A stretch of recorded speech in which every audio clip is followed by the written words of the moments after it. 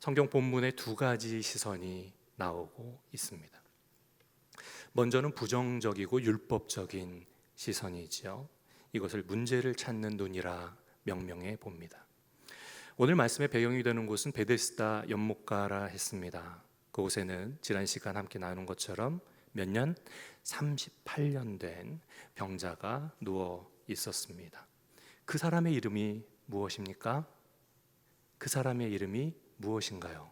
성경은요, 그의 이름보다는 그가 무려 38년 된 병자였음을 우리에게 말씀하고 있는 거예요. 그것을 강조하고 계신 겁니다. 여러분, 지난 시간에 말씀드렸던 것처럼 요한복음서는 공관복음과는 다르게 특별히 7가지의 기적만을 선별해서 우리에게 영의 세계를 소개하고 있다 말씀드렸습니다. 본문에서 강조하는 이 38년은 과연 원독자였던 초대교회 사람들, 그분들께 어떤 의미였을까? 38년 알지? 38년 알아 라고 고백할 만큼 그 숫자는 당시 원독자들에게 분명한 의미를 갖고 있었다라는 거죠. 예전에 우리 고국 한국도 유아 사망률이 매우 높았다고 합니다. 그래서 아이가 태어나면 그 기쁨도 잠시 이 아이가 잘 살아날까 한두 해 지켜보다가 그 생명이 떠나지 않으면 그제서야 출생신고를 해서 실제 나이는 한두 살 많으시다라는 어르신 이야기들을 많이 들었습니다. 이 가운데도 혹시 계신가요? 네. 많이 들으셨죠? 그런데 한국과 이스라엘은 너무 문화적으로 닮아 있어요. 외세 침략이 많고 눈물과 시련을 겪었던 것도 같은데 숫자에 에둘러 말하는 문화도 이스라엘은 닮아 있기 때문입니다. 가령 이스라엘 백성이 이집트에서 노예 생활을 했던 기간들, 그것을 어떤 이는 430년이라고 성경을 보고 이야기하고 어떤 이들은 노예 생활 400년이라고도 이야기를 합니다. 어떤 것이 맞을까요? 둘 다 맞습니다. 왜냐하면 총리였던 요셉 덕분에 처음에는 좋은 대우를 받았던 기간을 제외하면 고통받은 시간만은 400년이기 때문입니다. 그래서 이 둘이 함께 쓰이는 것이죠. 본문 속 강조하는 38년이라는 숫자도 마찬가지입니다. 성경에는 40이라는 숫자가 자주 나오는데요, 그 40이라는 숫자는 바로 고난, 고통, 실패, 그것을 상징하는 숫자가 40입니다. 그런데 광야에서 방황했던 시간이 총 40년인데 그 중에 시내산에서 율법을 받고 가나안을 향해 출발하기까지에 머물렀던 2년의 시간을 제외하면 몇 년이에요? 40에서 2를 빼면 38년. 똑똑하시네요. 38년이에요. 네. 이해하시겠어요? 38년 된 환자, 그것은 이스라엘이 율법을 받고 실패하고 방황했던 그 횟수를 상징하고 있는 거예요. 초대교회 원독자들은 그 사실을 모두가 알았기에 요한은 그의 이름보다는 38년 된 병자였음을 말하고 있는 겁니다. 여러분, 그 실패와 그 율법으로 눈물겨웠던 그 시간을 그대로 살았던 사람이 바로 베데스다 연못가에 있었던 그 병자였던 겁니다. 이스라엘은 광야에서 하나님 떠나서 다른 것을 의지할 때마다 실패했습니다. 넘어졌습니다. 그래서 우리 사랑의 하나님은 저들에게 한 가지 지침을 주기를 원하셨고, 그것은 바로 율법이었습니다. 계명을 주셨던 것이죠. 그런데 그 계명은요, 그 목적이 분명했습니다. 그 계명 앞에, 그 계명을 완전히 지킬 수 있는 사람이 있어요, 없어요? 없잖아요. 그러니까 그 계명을 대하면서 스스로의 한계를 깨달아 겸손하여지고 더 사랑하며 더 성숙하라는 영적 지침이었던 거예요. 그러나 인간들은 그 율법의 참 의미를 잘못 해석하여 서로를 판단하고 정죄하는 도구로 변질시켜 버렸던 겁니다. 결국은 생명을 살려야 할 법이 오히려 사람을 정죄하고 죽이는 법이 돼버린 실패의 시간, 그것이 바로 38년 광야의 시간인데, 본문 속 이 병자는 그 실패의 시간을 온몸으로 살아낸 상징과도 같은 존재였던 것입니다. 그래서 성경에서는 그를 이름보다는 38년 된 병자라고 한 것입니다. 그런 그를 여러분 생각해 보십시오. 인간의 방법으로는 실패뿐이던 38년 된 병자가 주님을 만나 기적적으로 치유를 받은 것입니다. 우리 주님께 생명이 있습니다. 할렐루야. 하지만 종교인들의 시선은 달랐다는 거예요. 종교인들의 눈에는 하나님의 역사하심이 보이지 않고 오직 안식일에 자리를 들고 간 규칙 위반만이 보였던 것인데, 이것이 바로 부정적인 율법적 종교적 시선의 특징이라 할 것입니다. 이 시선은요, 사람의 회복에 관심 없습니다. 사람의 생명에 관심 없습니다. 그저 규칙의 준수를 그 무엇보다도 중요히 여겼다라는 겁니다. 그래서 안식일을 거룩하게 지키라라는 하나님의 계명을 받고 하나님 앞에 예배하고 찬송하며 더욱더 주님의 긍휼을 바라는 예배자가 되기보다는 안식일을 거룩히 지키는 방법 39가지를 연구해서 만들어냈던 것이죠. 그것이 바로 그들이 했던 일입니다. 그 중에 하나를 보면, 가령 안식일에 신발을 신고 걷는 것은 괜찮지만 신발을 손에 들고 다니는 것은 죄다라고 했습니다. 오늘 나오시면서 혹시 신발 들고 걸으신 분 계세요? 네, 이 유대인들의 율법에 의하면 다 죄를 범하신 거예요. 그런데 예외 조항도 두었어요. 네가 만약 발에 상처가 있어서 상처 때문에 그 신발을 아파 신지 못했을 때는 들고 다녀도 괜찮다 했다는 거예요. 여러분, 이방인이 또 있으면 이렇게도 얘기해요. 이방인이 만약에 네 주변에 있으면 내 신발 좀 들어줘. 그것도 죄가 되지 않는다. 그는 하나님을 모르는 이방인이기 때문이다. 여러분들 이스라엘 여행 가면요, 안식일에 유대인들이 이와 비슷한 부탁들을 여러분들에게 합니다. 이것 좀 들어줘, 이것 좀 옮겨줘 라고 하는 거예요. 재밌죠? 얼마나 재밌어요. 너무나 우스꽝스러운 이야기지만 자신들이 결정하고 자신들의 시선과 주관적 결정이 법이 되고 마는 그런 어처구니 없는 일들을 저들은 벌였던 것입니다. 여러분, 예수님께서 들고 걸어가라 하셨던 그 자리라는 것이 무엇입니까? 자리라는 것은 얇은 매트리스죠. 메모리 폼 정도로 생각하시면 될 것 같아요. 그래서 노숙할 때 사람들이 쓰던 일종의 휴대용 잠살이었고, 그것은 그들에게 재산 1호였습니다. 그거밖에 없어요. 그 침상 하나와 겉옷밖에는 노숙인들에게 재산이 없는 겁니다. 예수님께서는 뭐라고 말씀하십니까? 그에게 말씀하시기를 일어나 너의 자리를 들고 걸어가라 라고 말씀하셨지요. 많은 분들이 그냥 주님께서 병만 나으라고 하시지 왜 하필이면 안식일에 자리를 들고 일어나라 라고 하셨을까? 왜 문제를 자초하셨을까라고 오해하기도 합니다. 그러나 주님은 그의 입장에서 보신 거예요. 38년 노숙을 하면서 살고 있는 그에게 유일한 재산은 단지 그 침상 하나밖에 없는 거예요. 병이나 일어난 것뿐만 아니라 그의 하나밖에 없는 재산까지도 들고 갈 수 있도록 힘까지 더해 주신 줄로 믿습니다. 네, 그것이 우리 주님의 마음이세요. 얼마나 따뜻하고 얼마나 사랑과 은혜가 충만하십니까? 그런데 건강해져서 기쁨에 겨워 집에 가던 그가 종교인들을 만나죠.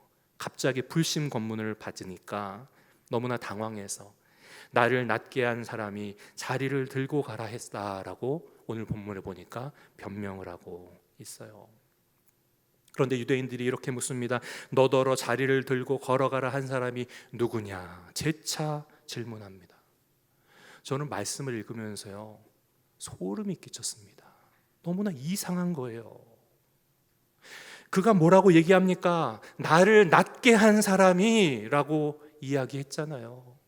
그 자리를 들고 가라 하신 분은 나를 낫게 하신 분입니다. 여러분, 38년 동안 병을 앓고 있는 이 사람을요, 모르는 사람은 없었을 거예요.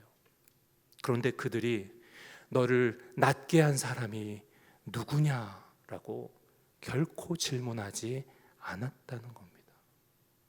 불치병을 앓고 있던 사람이 어떻게 되어서 하나님의 능력을 경험하고 하나님의 역사로 낫게 되었는가가 그들에겐 중요한 것이 아니라 다만 규칙 위반, 원인 제공자를 추궁하고 있는 겁니다.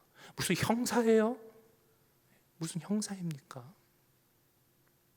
종교인들은요, 기적 앞에서조차 빛을 찾기보다는 어둠을 찾는 시선이었던 겁니다. 여러분, 원래 안식일이 무슨 날입니까? 주일이 무슨 날입니까? 이날은 주님 안에 참된 안식과 쉼을 얻는 날인 줄 믿습니다. 이거 노력이 아니고 봉사가 아니고요, 우리에게 기쁨이 되어야 되는 거예요. 우리에게 기쁨이 되어야 되는 거예요.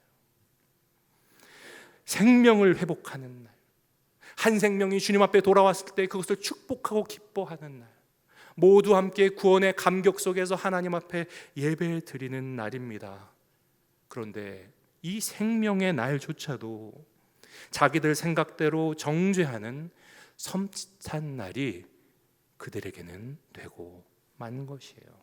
여러분, 이것은 믿음의 눈이 아닌 것입니다. 아멘의 시선이 아니라 노멘의 시선이며 그것이 습관적 종교인들의 시선이었던 겁니다. 우린 절대로 그런 시선을 닮아서는 안 됩니다. 그러나 너무나 감사하게도 성경 속에는 또 다른, 아니 완전히 다른 시선이 소개되고 있습니다. 그 시선은 믿음의 시선이요, 사람을 살리는 긍휼의 시선입니다. 바로 우리 주님의 믿음의 시선, 긍정의 시선이셨던 것이지요. 38년 된 병자, 그 앞에서 누구나 다 그 마음이 무너져 내릴 수밖에 없잖아요. 얼마나 힘들었을까, 어려웠을까 공감은 하지만 누가 과연 그 병을 고칠 수 있을까라고 좌절하기도 할 거예요. 그러나 우리 주님께서는요, 믿음으로 보십니다. 성경에 보면 우리 예수님의 자주 쓰신 표현이 나오는데, 내가 진실로 진실로라는 표현입니다. 진실로 진실로. 이게 원어를 보면요, 구약의 표현대로 아멘 아멘입니다. 그것이 바로 우리 주님의 성품이셨다는 거예요. 우리 주님의 시선은 첫째로 절망의 깊이를 보셨던 겁니다. 여러분, 그것이 바로 영안이지요. 겉으로 보여지는 것뿐만 아니라 그 내면을 들여다보는 겁니다.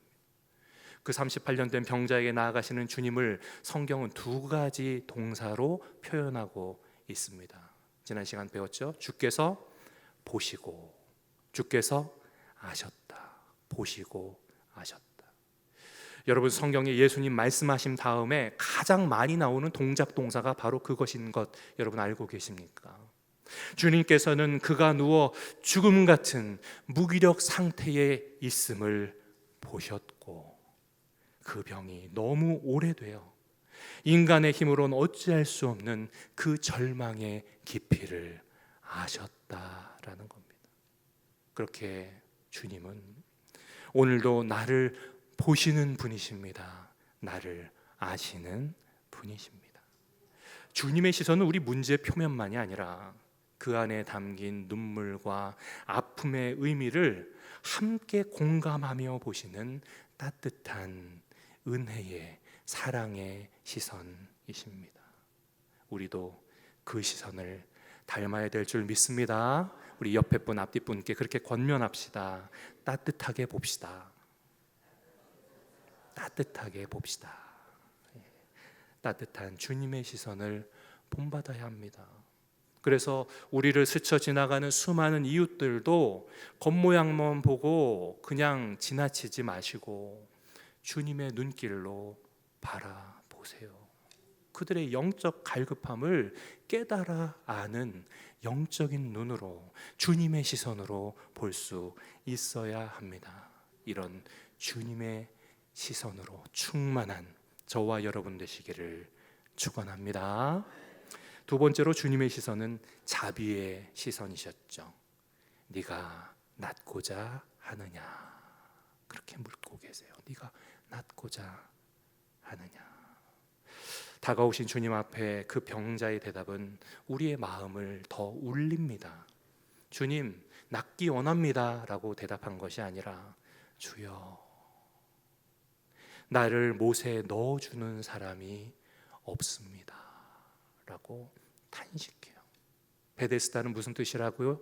자비의 집이라는 뜻인데 단 한 사람의 자비도 저는 이곳에서 경험하지 못했습니다 라는 이 말은요, 주님, 제 힘으로는 아무것도 할 수 없음을 깨닫습니다 라는 고백이었던 거예요.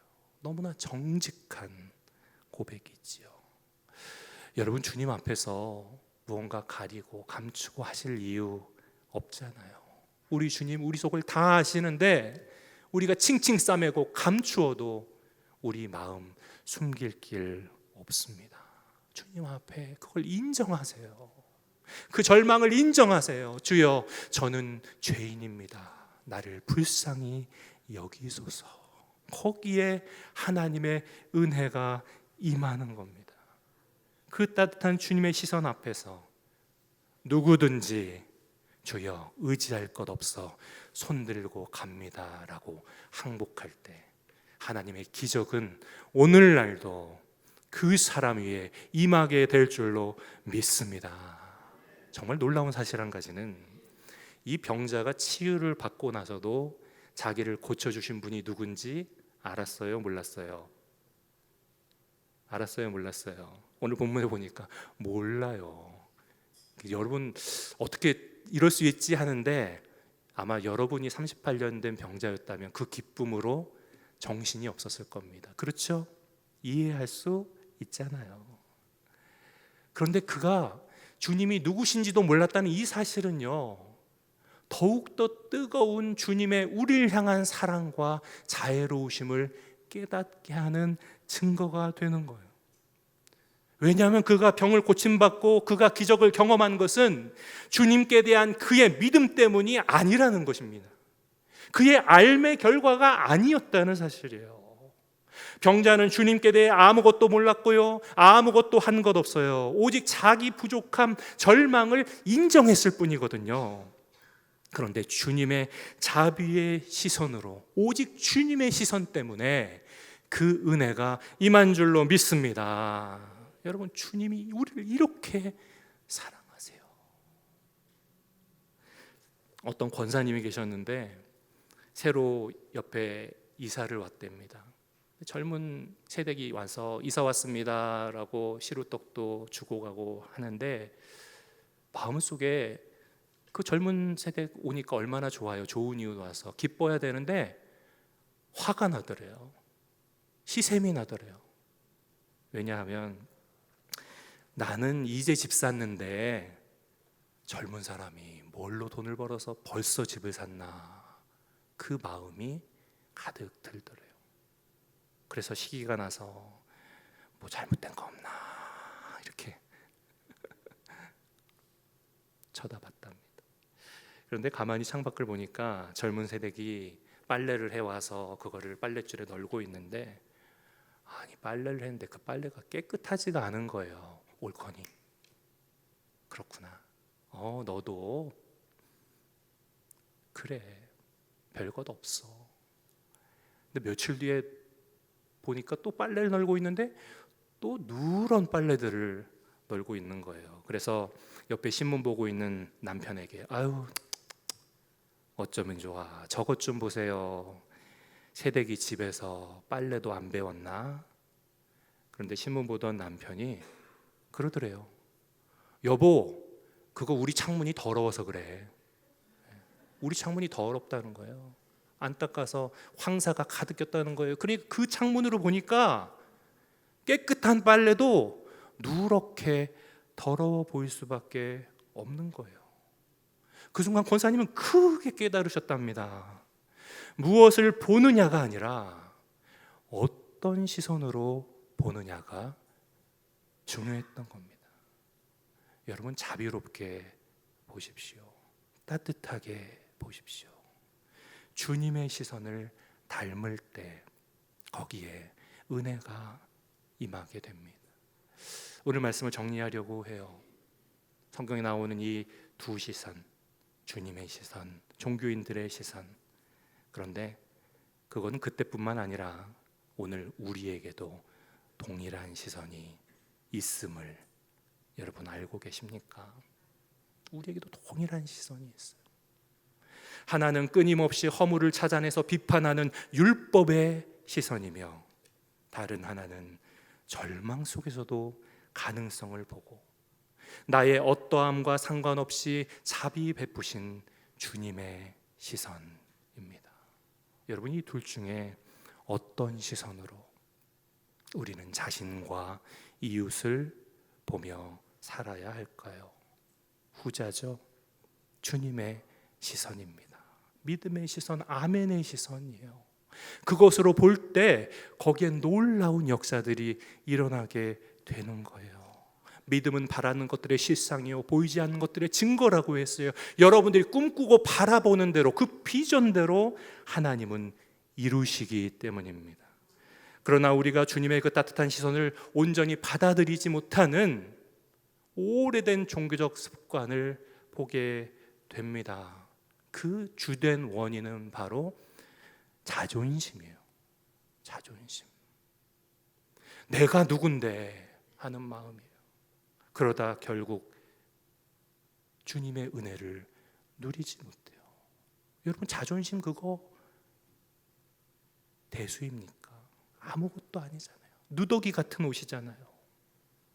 당시 병을 38년 앓으니까 예수님을 뵈면서, 여러분, 예수님 당시 연세라고 하기가 좀 그러네요. 30세였습니다. 30세. 예루살렘 최초 입성이셨기 때문에 이스라엘 장년들이 최초 입성한 때가 30세이기 때문에 우리가 30세로 추정하고 있는 것이죠. 그런데 이 병자는 병만 38년을 앓았어요. 어르신 중에 어르신이죠. 예수님께서 네가 낫고자 하느냐 물으실 때 어린 사람이 뭘 그리 물어? 못 본 채 했다면 어떻게 됐을까요? 아무 일도 일어나지 못했을 겁니다. 그러나 그의 간절함은 자존심을 허무는 약이 되었던 겁니다. 저희 아이들 어릴 때 기억이 납니다. 장난감이 있는 의자에 올라가려고 까치발을 하면서 올라가려고 얼마나 애를 쓰는지 몰라요. 근데 결국은 키가 작으니까 못 올라가죠. 옆에서 잠잠히 보고 있는 엄마가 있음을 아이가 눈치를 챕니다. 이내 아주 놀라운 지혜를 발휘해요. 바로 우는 것이죠. 네. 우는 거예요. 엄마 부르짖어 웁니다. 무슨 뜻이에요? 도와주세요. 도와주세요. 엄마 나 좀 도와주세요. 울 때 엄마는 번쩍 들어 그 의자에 앉혀 주십니다. 엄마라고 부르면 완전히 해결돼 버리는 거예요. 여러분, 기도가 그것 아닙니까? 사랑하는 성도 여러분, 지혜자가 되십시오. 나의 알량하고 누더기 같은 자존심은 내려놓으십시오. 하나님 품에 어린아이처럼 매달리시기를 주의 이름으로 축원합니다. 그것이 바로 주님의 시선 아래 살아가는 복된 성도의 삶이기 때문입니다. 부디 여기저기 상처 입은 내 자존심들, 주님 십자가 앞에 그 무거운 짐들을 다 내려놓으시고 아빠, 아버지라고 부르면서 주님을 찾으시기를 주의 이름으로 축원합니다. 그렇게 주님의 자비로운 시선에 내 삶을 맡기는 큰 은혜로의 전환점 되시기를 주의 이름으로 축복합니다. 같이 시간 조용히 주신 말씀 갖고 결단하면서 기도할 수 있었으면 좋겠습니다. 이 시간 내게 주신 말씀 붙들고 고백합시다. 주님의 시선, 그 따뜻하고 자애로우신 주님의 시선을 담기 원합니다. 주여, 아버지,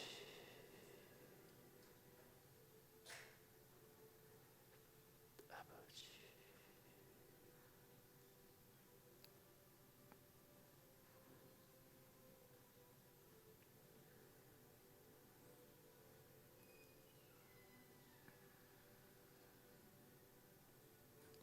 아버지.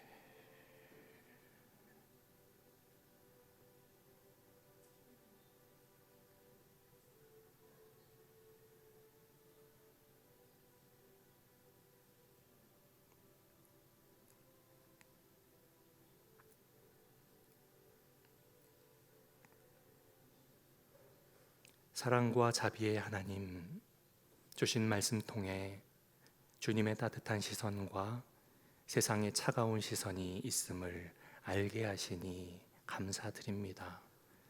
주여, 저희는 너무나 자주 율법의 차가운 시선으로 서로를 판단하고 정죄했습니다. 내 안에 있는 상처로 다른 이의 허물을 찾았던 그 어리석음을 고백하며 내려놓습니다. 주여, 용서하시옵소서. 이제는 오직 주님의 자비로운 시선 아래 살아가게 하옵시고 또한 그 사랑의 시선으로 서로를 바라보며 살게 하여 주옵소서. 이 모든 말씀 자애로우신 시선 보내주시는 우리 구주 예수님의 이름으로 기도드립니다. 아멘.